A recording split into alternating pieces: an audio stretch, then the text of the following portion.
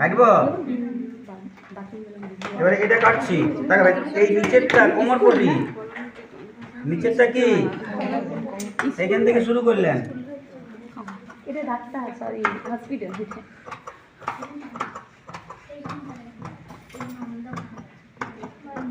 hello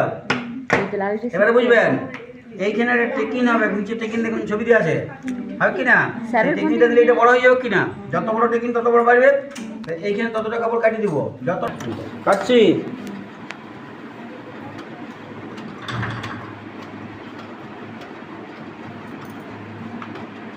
কাঁচি নিজের খেয়ালে চলে কাঁচি কারো কথা শুনবে না ঠিক চলবে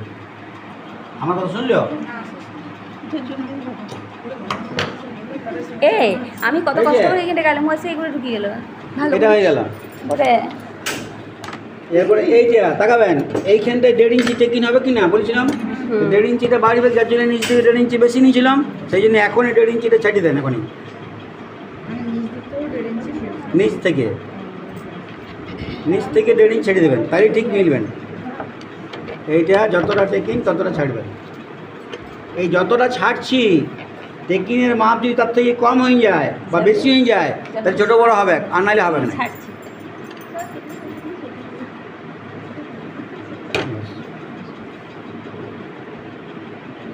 হ্যালো ঢাকনা লাগান খাওয়া পেলে শুকিয়ে যায় এটা খাওয়া পেলে শুকিয়ে যায়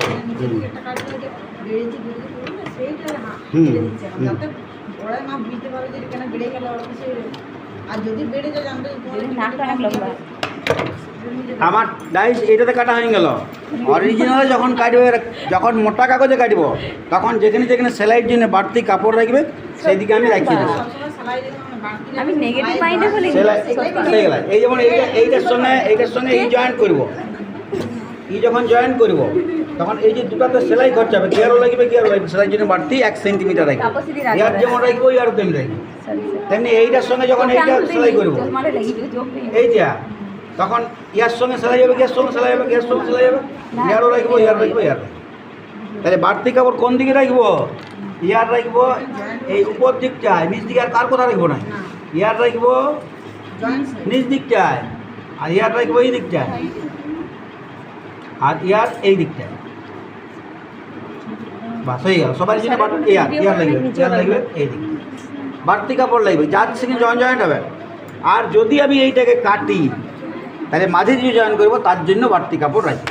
মাঝে যদি আমি 1.5 ইঞ্চি টেকিনটা কাটি দিই তাহলে লাগবে